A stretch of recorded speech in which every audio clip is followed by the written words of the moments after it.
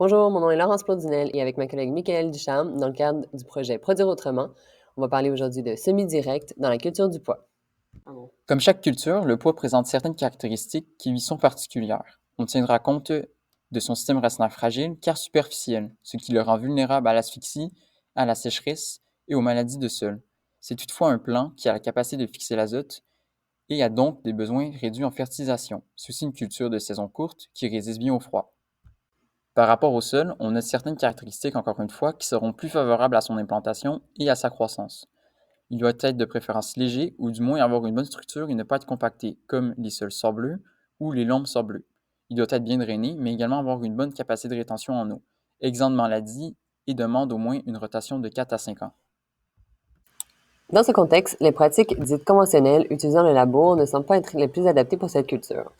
Celles-ci reposent sur le travail du sol pour régler les problèmes de compaction, d'infiltration de l'eau et pour préparer le lit de semences.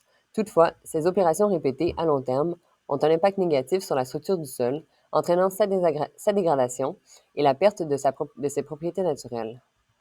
De plus, inversement aux effets recherchés, le passage répété cause souvent de la compaction, ce qui fait en sorte que le travail est à recommencer année après année. Selon nous, cette situation est problématique pour la culture du pois, car celle-ci nécessite plutôt un sol non compacté et une bonne rétention en eau. Nous proposons donc aux producteurs de pois l'adoption du semi-direct pour cette culture. Il s'agit d'une solution à long terme qui présente des avantages pour le sol et la culture. L'agriculture sans labour préconise l'élimination complète du travail du sol dans le but de préserver sa structure et de favoriser l'augmentation de la matière organique. Par ce fait, les résidus jamais enfouis offrent une protection constante au sol. De plus, suite à l'adoption de cette technique, on note une augmentation significative de la vie du sol. Celle-ci contribue, en retour, à la décomposition des résidus, ce qui améliore la structure du sol et favorise l'infiltration de l'eau. Selon nos recherches et nos discussions avec entre autres M. Yvan Fauché et Mme Stéphanie Mathieu, plusieurs avantages semblent ressortir de l'utilisation de cette méthode. On parlera de la réduction de l'utilisation de carburant, tel que nommé précédemment l'augmentation de la vie biologique dans le sol, l'amélioration de la structure du sol, surtout à long terme. De plus, à cause de la meilleure oxygénation du sol, cela aiderait la captation de l'azote de l'air par les légumineuses. Le semi-direct permettrait aussi de protéger le sol de l'érosion. Et finalement, cela permet une meilleure infiltration de l'eau, donc une meilleure gestion de celle-ci tout au long de la saison. Plus particulièrement pour la culture du pois, le semi-direct pourrait présenter certains avantages pour celle-ci et inversement, la culture du pois faciliter la transition vers le mode de production. On pense d'abord à l'amélioration de la structure du sol, offrant une humidité plus uniforme tout au long de la saison et permettant de pallier à la fragilité et la superficialité des racines.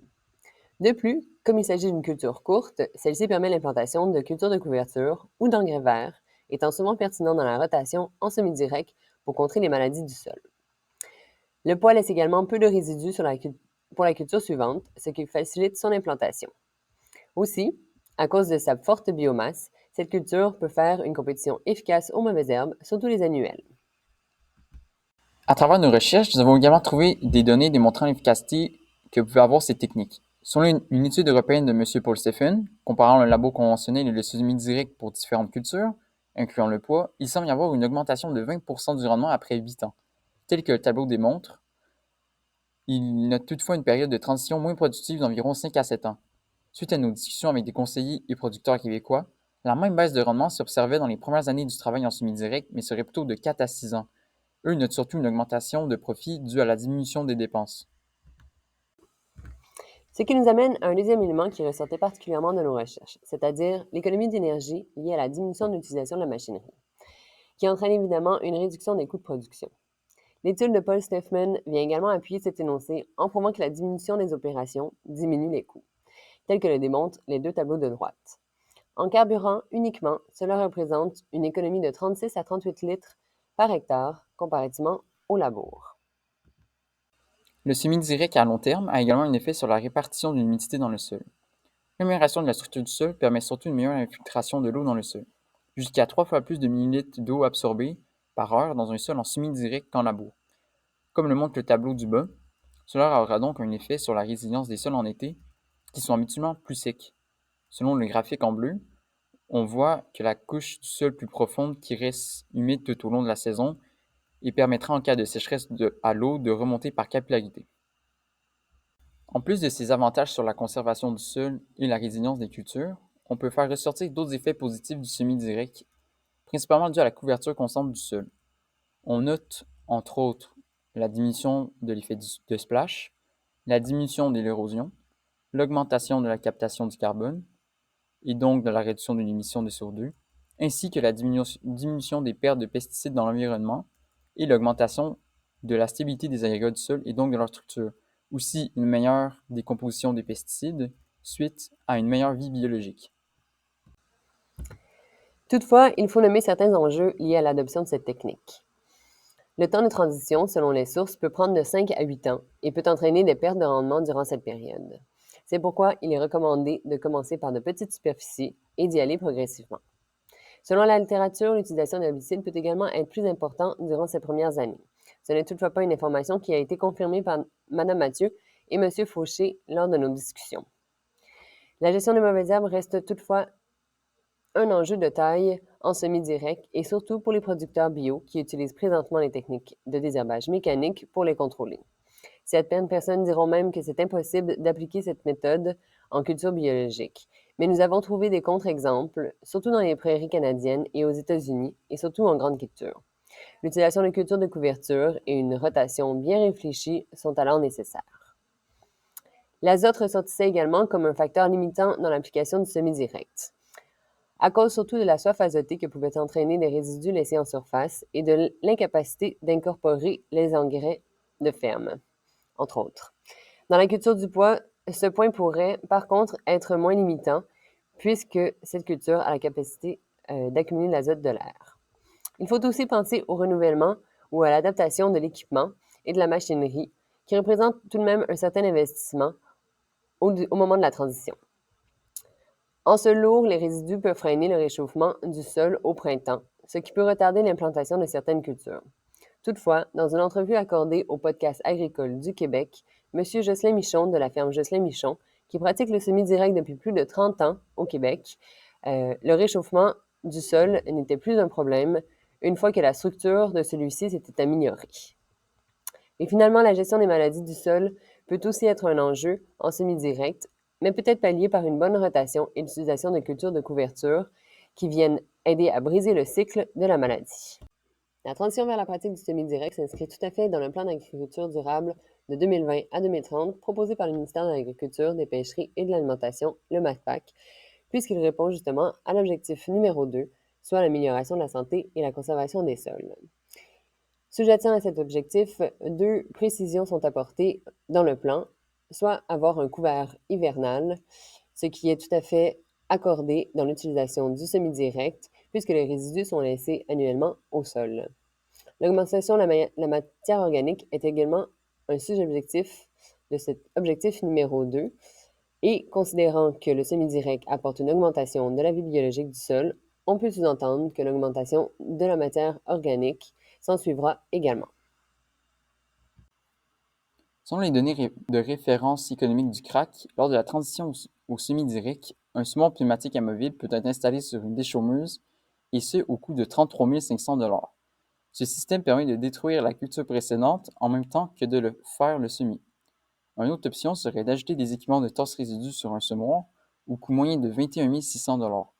Le coût de la machinerie de semi-direct revient moins cher que celui du conventionnel, car on n'a pas besoin d'acheter de charrues qui augmentent le coût, tel que présenté dans l'exemple du tableau du bas pour la culture de maïs et soya. Par contre, cela peut demander un nouvel investissement si on est déjà un producteur.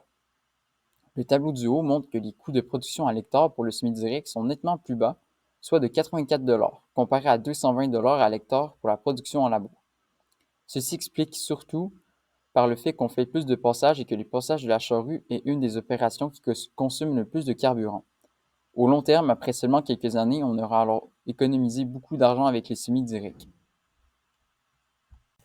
Le nouveau programme du gouvernement du Québec, le Prime vert, ouvert jusqu'en 2025, pourrait permettre de couvrir certaines dépenses liées à la transition au semi-direct. Le volet 1, sous-volet 1.1, appuie particulièrement la réalisation du PAD. Le semi-direct s'inscrit à l'objectif qui suit, soit l'amélioration de la gestion des ressources et de la biodiversité par la mise en place de pratiques agro-environnementales associées aux enjeux découlant des objectifs du PAD, tels que mentionnés précédemment, Le semi-direct correspond au PAD, à l'objectif de conservation des sols. Les pratiques admissibles sont l'achat ou la modification d'équipements de semis. Les dépenses admissibles peuvent être définies par l'achat de pièces, d'équipements neufs, la main-d'œuvre, les honoraires professionnels et les frais liés au transport et à la livraison d'équipements et de matériaux. La nature de l'aide financière est une subvention non remboursable, évidemment préférable à un prêt bancaire. Le taux d'aide financière peut aller jusqu'à 70% des dépenses admissibles, telles que nommées précédemment, et celui-ci peut être bonifié de 15% si le demandeur fait partie de la relève agricole ou détient une pré-certification ou une certification biologique. Le montant maximal de l'aide financière est plafonné à 40 000 par demandeur et par branche d'activité. En conclusion, ce qui ressort de nos recherches est surtout l'importance, pour le producteur en transition vers le semi-direct, d'adapter la technique à sa réalité et étant expert de son sol et de ses cultures. Le semi-direct semble être une pratique réalisable dans tout type de sol. Il serait, selon nous, particulièrement avantageux pour la culture du bois. Il est important de faire une bonne planification, soit des rotations, incluant les cultures de couverture, de prévoir l'adaptation de la machinerie pour le semi-direct et, surtout, de faire la transition progressivement. Il faut aussi s'assurer que son champ n'a pas de problème particulier, compaction, drainage, etc., et même faire une certaine préparation avant de passer au semi-direct. Il pourrait aussi être judicieux de s'entourer d'agronomes, de spécialistes ou de consulter d'autres producteurs ayant un parcours similaire pour s'assurer d'un support et que le tout fonctionne bien. On peut aussi louer la machinerie via les CUMA avant d'en acheter ou même en emprunter à un voisin. Le semi-direct semble toutefois être de moins en moins populaire dans la littérature en pratique. Comparativement aux années 90, lorsqu'on a commencé à en parler, cela pourrait être dû à l'apparition de d'autres types de pratiques de conservation du sol, telles que le travail du sol uniquement au semis ou en bande, ou encore le relais intercropping, qui est de mettre deux cultures dans le même champ que l'on récoltera successivement pour ne laisser place à aucune mauvaise herbe et maximiser les rendements.